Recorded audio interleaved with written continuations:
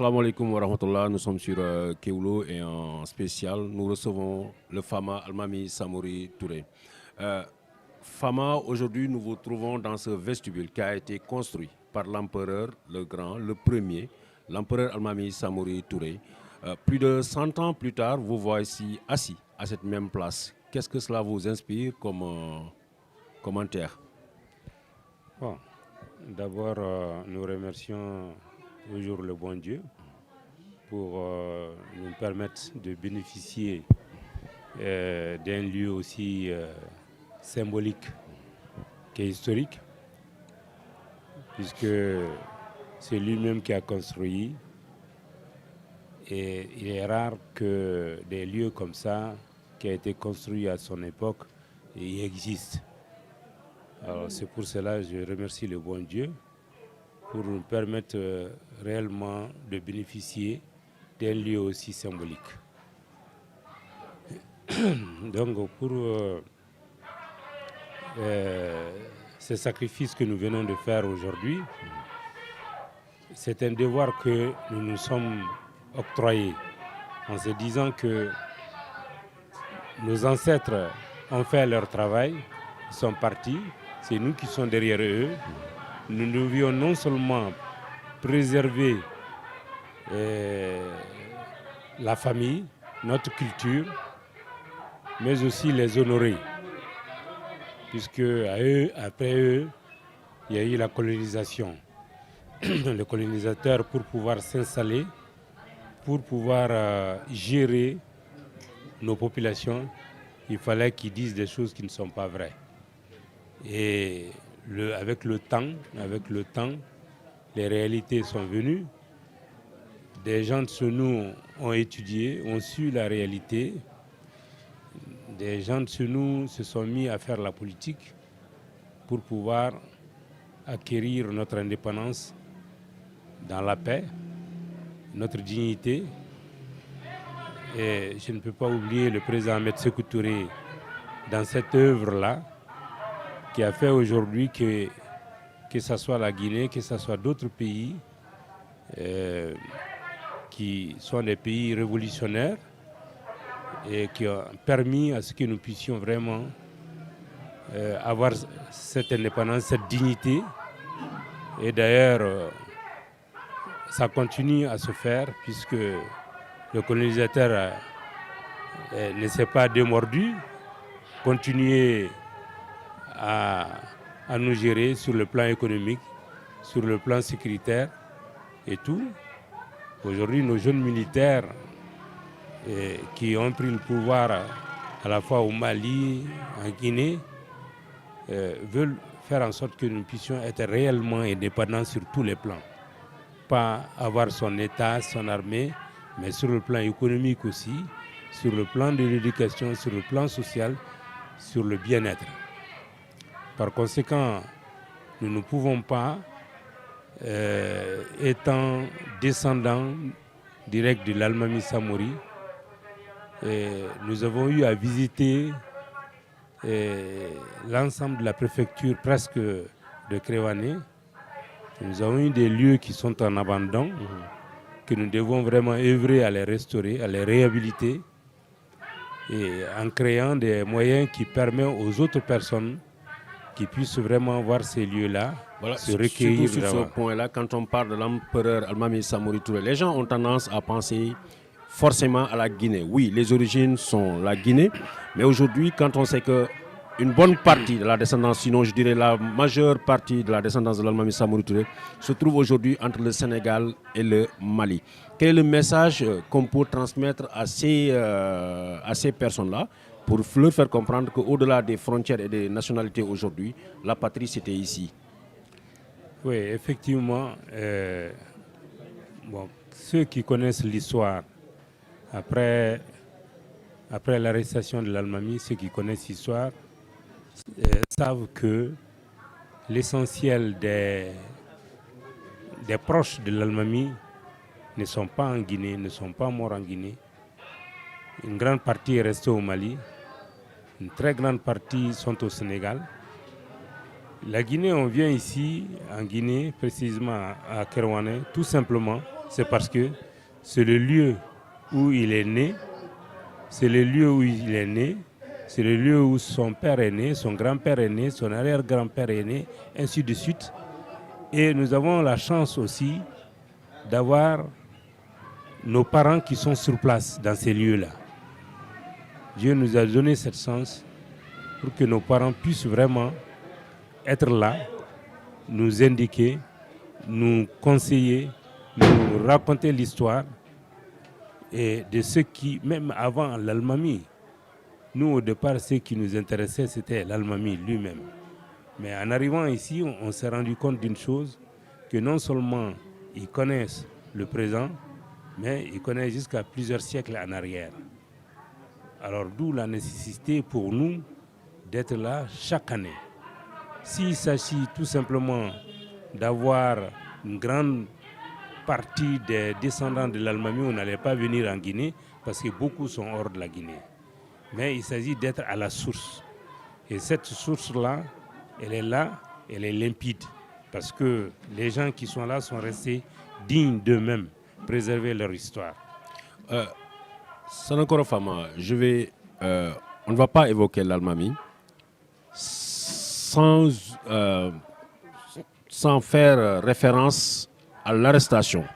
Parce que les conditions de l'arrestation de l'empereur Almami Samori Touré sont toujours restées une énigme pour la plupart des afro-descendants ou de tous ceux qui revendiquent cette africanité. Est-ce que vous pouvez nous expliquer dans quelles conditions l'Almami Samori Touré a été arrêté à Guélémou et dans quelles conditions le transfert a été fait de Caille vers le Sénégal? Oui, les conditions de l'arrestation de l'Almami, beaucoup de choses ont été dites en réalité. Effectivement, l'arrestation a eu lieu dans des conditions floues, douteuses. Et quand il y a eu l'arrestation, l'Almami a accepté. L'Empire du Wassoulou et l'armée... Il a accepté, il a été contraint, il a été défait ou ça s'est passé comment? Il a accepté de lui-même, sinon, si réellement il se serait suicidé. Mais il ne l'a pas fait. Son armée est intacte, mais totalement démocratisée et indépendante. Quelques heures après l'arrestation, d'après les écrits de celui-même qui l'a arrêté, le général Gouraud, a dit qu'il s'est fait encercler par Sananké Mori, après par Mokhtar, après par Mourifindian. Donc, 3 divisions, la division de Saranké Mori, la division de Bamouktar Touré, mais aussi la division du général Mourifindian Diabaté aurait pu empêcher cette arrestation. Successivement, il aurait pu, et à chaque fois, l'Almami leur demande de baisser les armes, selon les écrits même du général Gouraud. Donc, maintenant, il y a eu de Guélémou jusqu'à traverser l'ensemble de la Guinée, le Mali, Kita, jusqu'à Caille, où il y a eu la sentence. Le jour de son arrivée à Caille...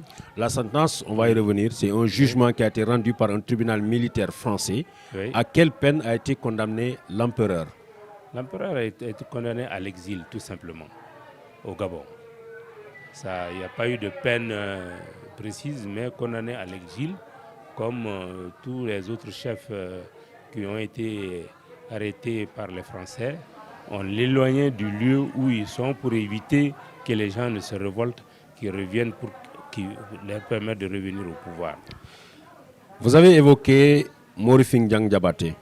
Pour l'histoire et pour les Mandingues, pour la plupart, on pensait que les Diabaté, c'était juste des griots, que Mourifindian Diabaté, c'était juste un conseiller et un griot.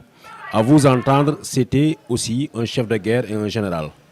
Oui, Mourifindian Diabaté, effectivement, beaucoup de gens, quand on dit Diabaté, ils l'assimilent vraiment au griot qui vient te voir, te barama, tout ce qui suit.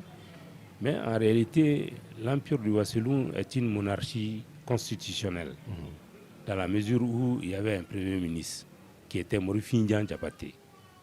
Donc beaucoup ne le savaient pas, beaucoup pensent que Mourifindian Diabaté était un simple griot. C'était un général et en même temps au moment où il y a eu l'accord, le traité de Bissandou, Mori Fingyan était à l'époque Premier ministre. Sa signature est sur le traité.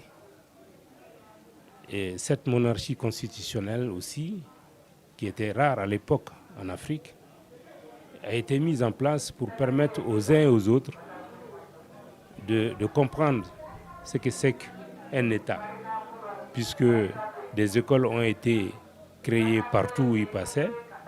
C'était pour que la population puisse vraiment éduquer, sensibiliser, comprendre et faire en sorte que l'État puisse être viable. Mais il faut se dire la vérité qu'au sein de l'Empire, il n'y avait pas d'entente. C'est seulement ces ententes, ces malentendus qui ont conduit, si j'ose dire, à la désintégration de l'Empire. Dans la mesure où pratiquement toutes ces forces dont j'ai cité, à un moment donné, surtout au moment de l'arrestation de l'Almami, étaient tous indépendants. Des détachements de telle personne, de telle personne. Et elle a été malgré que son armée était puissante. Mais qu'est-ce qui peut arriver et qu'est-ce qui peut amener ça? C'est les malentendus, c'est les mésententes qui ont conduit à cette situation-là. Les mésententes, les ambitions qui se sont entrechoquées, ça nous ramène à ce qui s'est passé surtout à Sikasso au Mali lors de la prise du camp ou de la ville de Kéba Sikasso. Pouvez-vous nous rappeler ce qu'était cette base et ce qu'était cette fortification que l'Almami avait voulu coûte que coûte prendre et qui lui a causé d'énormes pertes? Bon, la guerre à Sikasso est une suite des traités qui ont été signés par les Blancs en faisant savoir à l'Almami que le royaume du Kénédougou faisait partie aussi de son empire. Et la France n'avait pas les moyens à l'époque de respecter les résolutions de la conférence de Berlin qui devaient les obliger à occuper les terrains qui les ont été octroyés. Donc n'ayant pas la capacité seule de pouvoir conquérir ça, donc le traité de Binsandougou qui mettait l'Almami, enfin qui mettait l'Empire sous protectorat français, leur permettait de couvrir tous ces territoires sans combattre. Donc voilà pourquoi l'Almami non seulement a annexé le royaume du Wassoulou et ensuite est allé à Sigasso, a conquis l'ensemble du royaume de Kénédougou, qui restait que la ville de Sigasso. Et c'est là où il y a eu beaucoup de discussions, beaucoup d'incompréhension. Pourquoi il a réussi à conquérir l'ensemble du royaume et la ville même qui est entourée par un tata, ils sont restés plusieurs mois autour. Bon, ça, il y a eu beaucoup d'explications, mais des zones d'ombre qui faisaient en sorte que c'est resté 7 mois encerclé à un endroit et ne pas pouvoir le conquérir. C'est qu'il y a eu une complicité quelque part. Ça, c'était l'encerclement fait par le général Kémé Bourama Touré. Par le Kémé Bourama lui-même, qui était le chef d'état-major des armées samouriennes et qui aurait des liens de parenté à l'intérieur qui faisaient en sorte qu'il aurait voulu une reddition volontaire que attaquer réellement. Voilà. Et le siège que lui aurait fait a duré 7 mois. On en vient à 8 autres mois, puisque la tradition orale voudrait que ce siège ait duré 15 mois. Bon, c'est toujours la même chose, parce que l'Almami, quand il est arrivé là-bas, d'abord lui, il était assez en ce moment âgé, et ensuite, ils ont perdu beaucoup d'hommes, dépensé beaucoup pour le siège. Et stratégiquement, d'ailleurs, on se demande quelle a été la raison même de ce siège-là sur le plan militaire. Beaucoup de gens ne voient pas cette nécessité si ce n'est pas une question interne. Sans cela, il aurait pu vraiment en finir en une journée. Mais malheureusement, Pour l'éternité et pour la mémoire, Oui. pouvez-vous nous rappeler, pouvez-vous nous faire la liste des valeureux généraux, chefs de guerre qui sont tombés à Sikasso? Bon, ça, je ne peux pas le dire parce que je ne le connais pas, dans la mesure où, à l'époque, c'était le chef de guerre lui-même qui était Kémé Bourama. Kémé Bourama, et qu'on en sait. Vous avez vu aussi, je reviens à Bamako, au Wayawanko, la grande bataille que l'armée samourienne a livrée contre les Français, ça s'est passé là-bas. Kémé Bourama aurait pu ne pas mourir ce jour si l'orgueil de son frère, l'empereur Almami Samori Touré, ne l'a pas poussé à vouloir coûte que coûte sauter ce tata-là pour entrer à l'intérieur. En se donnant, en acceptant, en convoquant ces femmes, en convoquant le peuple et en disant « demain je vais y aller, même si la mort serait le résultat », quelle est la leçon, quel est le message qu'il veut adresser aux générations futures? Bon, moi je pense que peut-être le fait d'assiéger, j'ai du doute que ce soit la volonté de l'Allemagne. Parce que dans ces guerres, il n'a jamais traîné, il n'a jamais assiégé un endroit. Et il règle tout de suite et il continue. Parce qu'il avait plein de territoires à conquérir. Plein. Que ce soit en Côte d'Ivoire, au Burkina. Et donc le fait d'assiéger Sikasso, et c'est vraiment... je ne peux pas trop, parce qu'il y a eu trop d'idées dans ça qu'il ne faut pas s'hasarder à dire. Parce que, en fin de compte, l'Almami est venu, il a été obligé de retourner. Ce sont les Blancs qui ont achevé le travail eux-mêmes. Donc, quand les Blancs ont achevé le travail eux-mêmes, cette partie ne peut plus être dans l'Empire du Wassoulou, mais ça va être dirigé directement par l'administration française, comme Dakar, Bamako et autres. On va quitter l'Est malien pour aller un peu vers l'Ouest, vers Kaï, où après le jugement, le verdict aurait été de condamner l'Almami Samori Touré à l'exil. Quelles sont les personnes qui avaient été autorisées à le suivre dans son exil? Bon, ce n'est pas autorisé. C'est-à-dire quelles sont les personnes qui ont été obligées, parce qu'ils ont été condamnés eux aussi. C'était Morifinyan Diabaté, Saranké Mori et l'Almami Samori lui-même. Maintenant, ce que beaucoup de gens ne le savent pas, Sarang, qui a été vraiment la femme que tout le monde chantait, avait refusé à Kai, la favorite de l'accompagner. Voilà, de l'accompagner. Et c'est d'autres personnes, effectivement, qu'on a choisies au sein de la famille, parce qu'il y a eu quand même des mariages à l'intérieur de la famille. Ceux qui sont partis sont des Tourés. Sarang et Konaté, et les Tron Konaté là. Donc c'est eux seulement qui ont quitté Kaï par bateau pour aller à Saint-Louis. Et lorsque la nouvelle du bannissement de l'Almami, de l'exil de l'Almami Samori Touré a été annoncée à ces sujets, que ce soit ceux qui sont restés en Guinée ou en cours de route, tout le monde s'est dit que le point de ralliement devait être le Sénégal et tout le monde est descendu pour aller retrouver l'empereur. C'est cela qui est à l'origine de l'exil ou pas? Bon, en réalité, il était venu avec près de 600 personnes à Kaï. Et Mokhtar que tout le monde parle, lui, ils ne l'ont pas exilé au Gabon, ils l'ont exilé à Tombouctou. Lui, il a été envoyé à Tombouctou parce que c'était l'un des éléments les plus dangereux qu'ils craignaient avec Morifindia. Donc les autres ont été livrés à eux-mêmes à Kaï. La majeure partie n'ont pas voulu rejoindre la Guinée, sont partis au Sénégal. Abandonnés à Kaï, sans ressources, sans moyens. Sans moyens. Pour des familles qui étaient régnantes, oui. Se retrouver du coup sans ressources. Ouais. On a notre doyenne qui est à Kaï, sa maman était l'une des filles de l'Almami, qui avait 13-15 ans à peu près, qu'on l'utilisait pour préparer à manger aux soldats, pour qu'elle puisse manger à Kaï. Donc moi, mon propre père n'avait pas le droit de commercialiser quoi que ce soit qui était lié aux Blancs. La seule fois où il a eu, c'est chaque année quand il fait froid, vers décembre et autres, et il y a des trucs, il y a des couvertures qu'on renouvelle.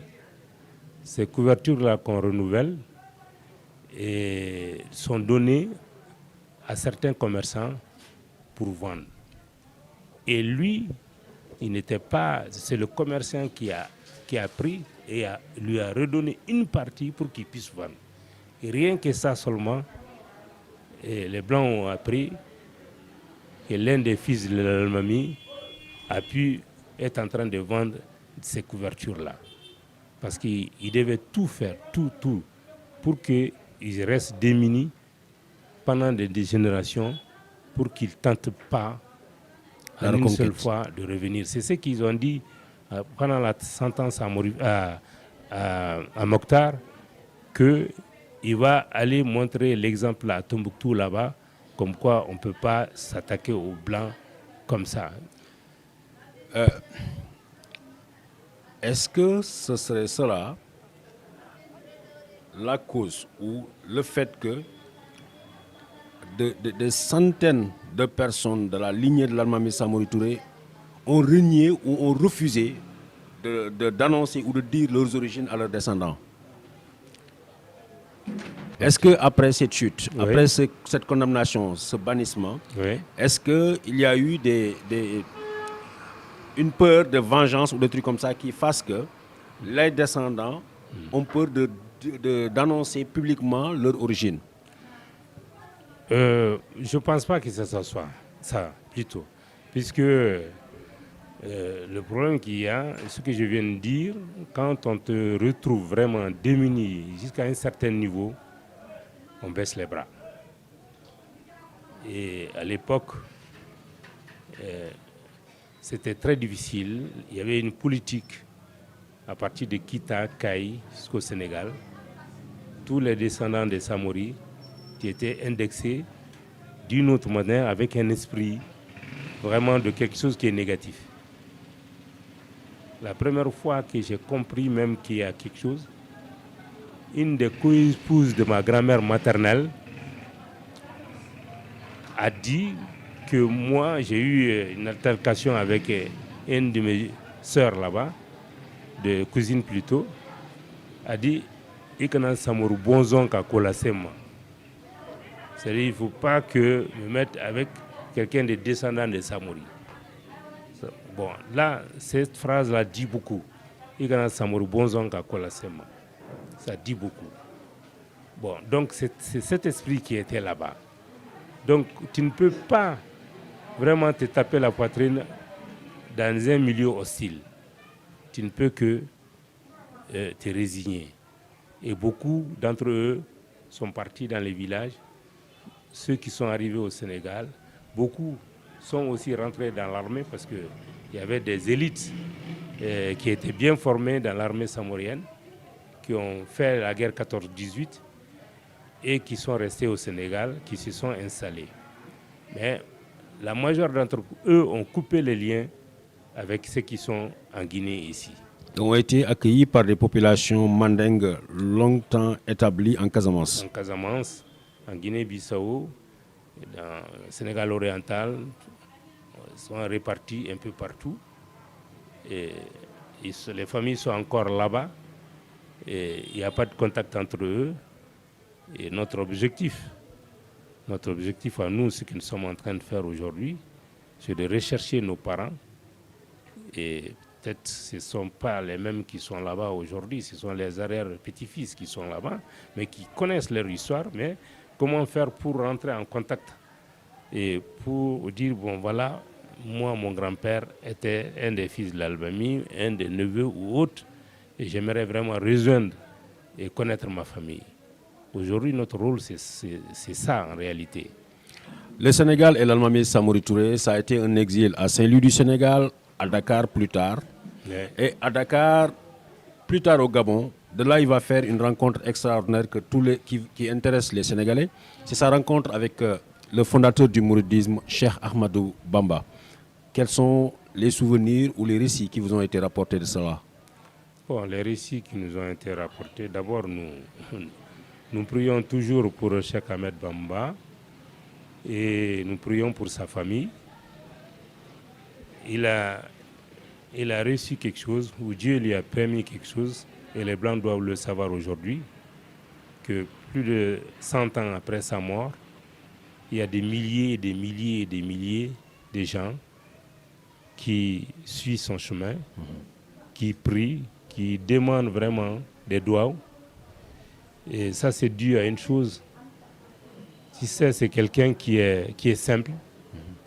Il a tout simplement dit que si lui, Dieu a fait qu'il se retrouve au Gabon à cet endroit-là, c'est parce qu'il y a un grand homme qui devait mourir là-bas et que lui devait, en tant que musulman, prier sur lui. Puisqu'il n'y avait personne là-bas, un musulman qui pouvait mourir, c'est-à-dire qu'il pouvait prier sur sa tombe, sur son corps, à cet endroit-là. Et que si lui se retrouve là-bas, c'est que Dieu lui a envoyé pour faire ça. Ça, c'est un honneur énorme qu'il a fait à l'Almami Samori. Et nous, on continue à lui devoir. Si on avait la possibilité, une délégation devait être chaque année à Touba, participer vraiment à la célébration des événements là-bas. Parce que il a presque donné sa vie là-bas pour l'Almami. Dieu seul sait qu'il avait les possibilités, les moyens de se soustraire des Blancs. Mais il a accepté quand même de rester. Pour clôturer cet entretien, Ouais. puisque aussi beaucoup de rumeurs circulent sur les conditions de mort de l'Almami Samori Touré, il est mort de quoi exactement? Bon, officiellement, on dit qu'il est mort de pneumonie, qu'il est dans un endroit hostile. Mais moi, je dis c'est faux parce que là où l'Almami était, c'est la forêt. On est dans une zone juste à côté de la forêt, mais lui, il était en pleine forêt. Guélimou, il se trouve en pleine forêt. Ce sont les mêmes conditions de vie que le Gabon. Tout simplement, il n'a pas été traité dignement tel qu'il devait être. Quand vous voyez les habits que porte l'Almami, les photos, ce n'est pas ces habits qu'il portait. Tout simplement, ceux qui ont vu les photos de Djaoulin Karamoro à Dakar, en France, et tout, et c'était un prince impérial avec tous ses accoutrements et tout. Dire que c'est son père qui est comme ça, qui est l'empereur, chacun comprend qu'il n'a pas été traité dans les conditions réelles qui devaient être pour lui permettre de rester longtemps en vie. Donc ce sont les conditions dans lesquelles il était qui a entraîné sa mort. On rappelle qu'il est décédé le 2 juin 1900. Ouais. Lorsque ce décès a été rapporté à Cheikh Ahmadou Bamba, qui se trouvait à Lamberéné, Cheikh Moussaka, qui est l'un de ses compagnons, a dit qu'il avait fait la prière mortuaire de l'Almami Samori Touré. Qu'en était-il de ses compagnons, dont Morifi Ndiang Diabaté, qui était aussi du voyage? Morifi Ndiang Diabaté est resté à côté de l'Almami jusqu'à sa mort, parce que après Morifi Ndiang a eu la possibilité, il était libre, mais il n'a pas voulu. Il est resté, comme Samori est resté et mort à l'exil, lui il ne va pas rentrer en Guinée, il restera aussi à l'exil. Donc Morifi Ndiang est resté avec lui jusqu'à la fin. Donc c'est ce que les gens disent, c'est le symbole de l'amitié entre eux. C'est comme ce qu'on a vu à Koflakro. Ouais. Et là oui, c'est-à-dire que Koflakro, les 4 personnes qui étaient liées par le serment, finalement sont morts le même jour. Ce sont ces tombeaux-là qu'on a vus.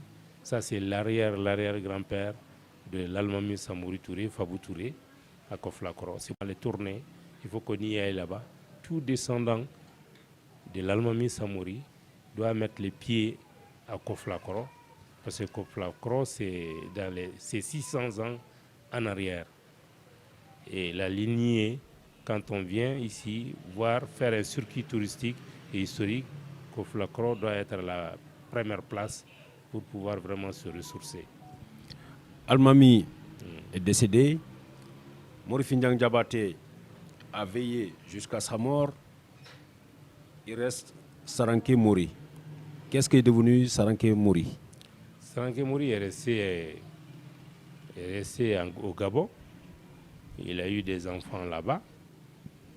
Le premier de ses fils est revenu.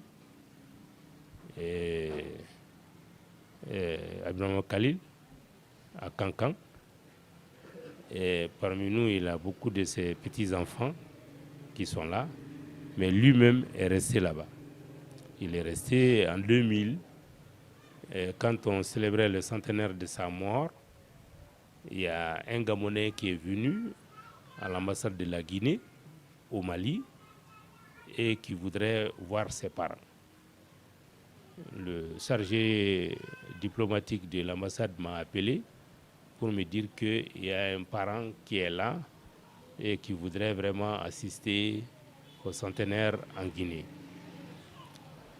Je suis parti et c'est un petit-fils de Saranké Mori. Alors, quand je suis arrivé, on ne m'a pas montré, je l'ai reconnu tout de suite.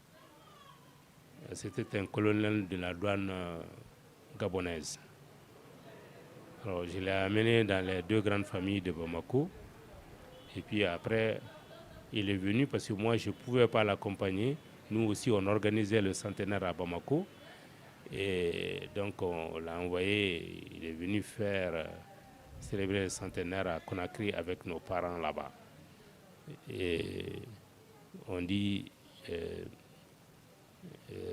qu'il est descendant de l'Almami, mais de Saranké Mori. C'est une des filles, sa maman est une des filles de Saranké Mori. Voilà. Donc, c'est Jacques Samori Okanga qui... Voilà. Jacques Assanga. Voilà.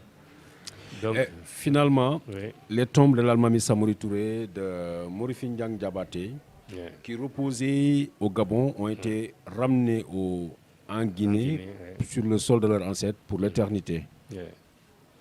Oui, bon, j'ai été avant 2000 à Conakry. J'étais voir Adja André, la femme du président Ahmed Sékou Touré. Alors, donc, on a parlé de ça. Il m'a dit, bon, on va se donner rendez-vous à la mosquée Faisal, où il y a le mausolée. Elle, Adja André, chaque vendredi, va se recueillir devant la tombe de son mari, le président Ahmed Sékou Touré. À côté, il y a l'Almami Samori. À côté, il y a Morifi Ndiang Diabaté, et Alpha Yaya Diallo, et ainsi de suite. Donc j'ai eu l'honneur d'être là-bas, en présence de Madame la première dame Adja André. Et c'était merveilleux. Et il fallait la voir comment, quand elle est là-bas, elle se recueille devant le tombeau de son mari. Rien que voir ça seulement, on sent la fidélité, on sent l'amour, on sent la dignité de cette dame-là.